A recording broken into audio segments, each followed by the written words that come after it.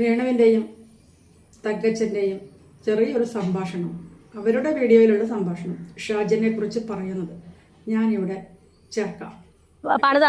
ഇങ്ങോട്ട് വെള്ളം ചെന്ന് കഴിയുമ്പോഴത്തേക്കും ഇത് പെട്ടെന്ന് ഇടിഞ്ഞ് താഴോട്ട് പോകും. അതാണ് അവസ്ഥ. ഇത് വീണ്ടും ഇങ്ങനെ വിവാദത്തിലേക്ക് അവർ തന്നെ നയിക്കുന്നത്. രേണു സുധിയുടെ കരച്ചിൽ നിർത്തി, അത് സാജൻ കറിയ എന്ന് പറഞ്ഞ യൂട്യൂബർ. രേണു സുധിയുടെ ഈ കരച്ചിൽ നിർത്താൻ അയാളാരാ? അയാളൊരു യൂട്യൂബറേ ഉള്ളൂ. ഈ മതിൽ ഒരടിയോളം ഇപ്പം മറിഞ്ഞാണ് നിൽക്കുന്നത്. ഇതാണ് ഈ നന്മ മരമാകുന്ന സാജൻ കറിയ ഈ വീടിന് വേണ്ടി ചെയ്തിട്ട് എപ്പോൾ വിളിച്ചു പറയുന്നു രേണു സുധിയുടെ നാവടക്കി.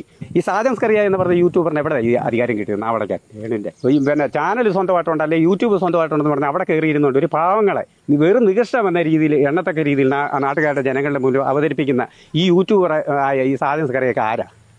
എന്നാ നന്മമരാ ഇവിടെ ഇങ്ങോട്ട് പൊട്ടിയിട്ടുണ്ട്.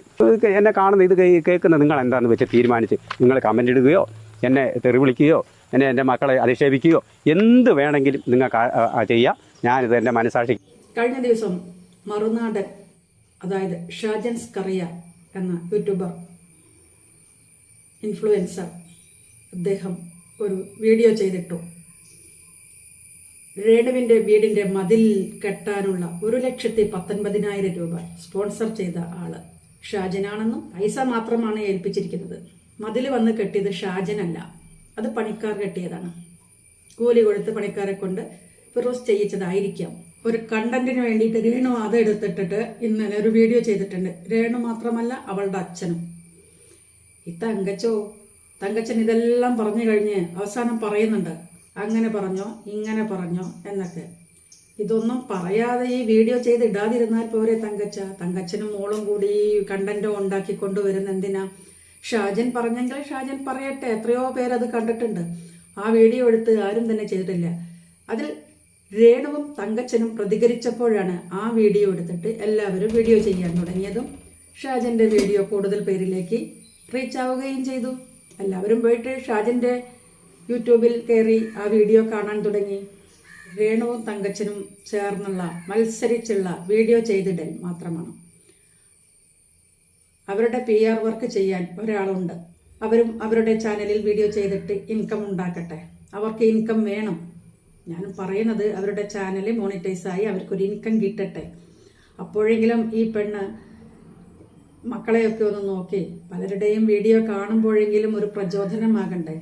നിങ്ങളുടെ കുട്ടികൾ 2 പേര്, സുധിയുടെ 2 മക്കളുണ്ടല്ലോ, അവരുടെ പേരോ അവരുടെ കാര്യങ്ങളോ ദയവ് ചെയ്ത് ഈ വീഡിയോയിലൊന്നും തന്നെ സുധിയുടെ ഭാര്യ തങ്കച്ചനും ഇതിലിടാതിരിക്കുക, അതിനെക്കുറിച്ച് പറയാതിരിക്കുക. കണ്ടന്റുകൾ സ്വയം ഉണ്ടാക്കുന്നത് രേണുവിൻ്റെ അച്ഛനുമാണ്.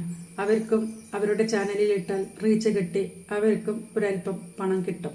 അതല്ലാതെ ഇതിട്ട മറുനാടനോ വീഡിയോ ചെയ്യുന്ന യൂട്യൂബേഴ്സിനോ ഒന്നും തന്നെ മെച്ചമൊന്നും ഉണ്ടായിട്ടല്ല. ഇത്തരം വിഷയങ്ങൾ രേണുവിൻ്റെ അച്ഛനും യൂട്യൂബിൽ കൊണ്ടുവന്നിടുമ്പോഴാണ് നമ്മളെല്ലാവരും കാണുന്നത്. അത് കാണുമ്പോഴാണ് യൂട്യൂബേഴ്സ് റിയാക്ട് ചെയ്യുന്നത്. വീടിൻ്റെ അറ്റകുറ്റപ്പണികളെല്ലാം ഫിറോസ് ആളെ വിട്ടു ശരിയാക്കിയതായിട്ടാണ് അറിയാൻ പറ്റിയത്. ഇപ്പം മതിലുമായിട്ടാണ് ഇറങ്ങിയിരിക്കുന്നത്. മതിൽ വിള്ളലുണ്ട്. എന്തുകൊണ്ടാ മതിൽ അവിടെ വിള്ളൽ വന്നു? പുതിയ മണ്ണാണ് അവിടെ ഇട്ടിരിക്കുന്നത്. ഈ പുതിയ മണ്ണിടുമ്പോൾ അടിയിലേക്ക് ആദ്യമേ മണ്ണ് ഇടിച്ച് നികത്തി നല്ലതുപോലെ ഉറച്ചതിന് ശേഷം ചുറ്റുമതിലിനൊരു ഫൗണ്ടേഷൻ ഇട്ടിട്ട് വേണം. ഉറച്ചതിന് ശേഷം നല്ലപോലെ നനയ്ക്കണം. നനച്ച് ഉറച്ചതിന് ശേഷമാണ് ഹോളോ ബ്രിക്സ് വെച്ചിട്ട് മതിൽ പണിയുന്നത്. ഞങ്ങൾക്കൊക്കെ ഇവിടെ മതിലുണ്ടേ, അതൊന്നും ഇതുവരെ പൊളിഞ്ഞു വീണിട്ടില്ല. വർഷം 10-12 ആയി, ഇതുവരെ പൊളിഞ്ഞു വീണിട്ടില്ല.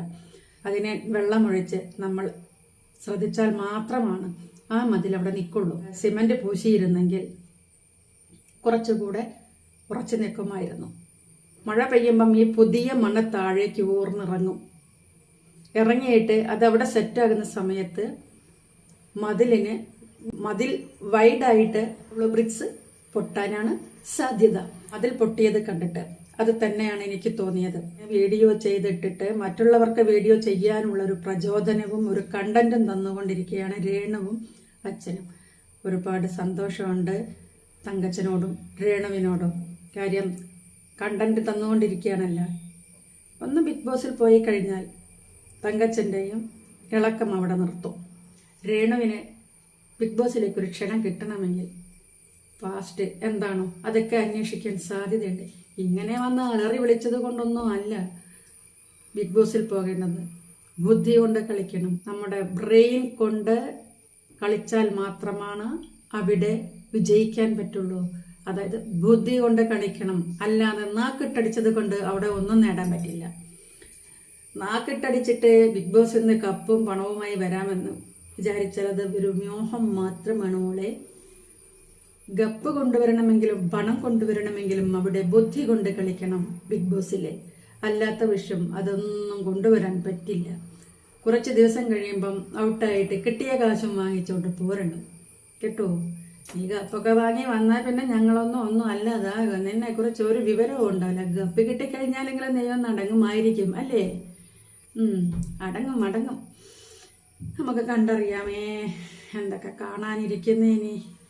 ഇതൊക്കെ കണ്ടിട്ട് താങ്ങാനുള്ള കെൽപ്പില്ല.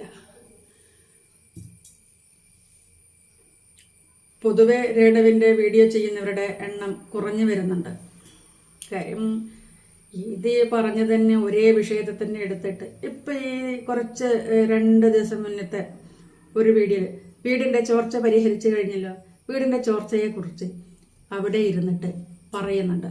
ഒരു മാധ്യമത്തിൻ്റെ മുന്നിലിരുന്നിട്ട്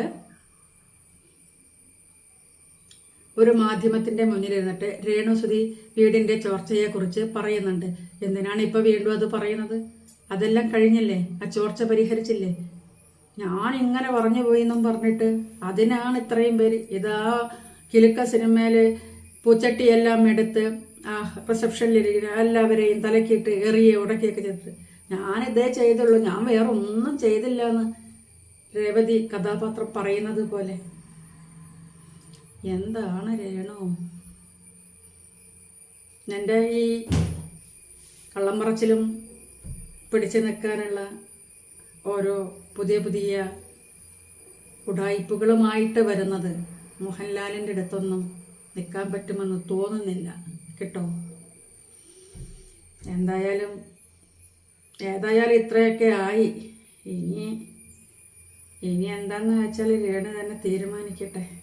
അതിനിടയ്ക്ക് വീണ വന്നിട്ടുണ്ട്, രേണുവെക്കുറിച്ച് പറയുന്നുണ്ട്. ഇതൊക്കെ നെഗറ്റീവാ. അതിനെക്കുറിച്ചൊന്നും പ്രതികരിക്കാനില്ലേ രേണുവിന്?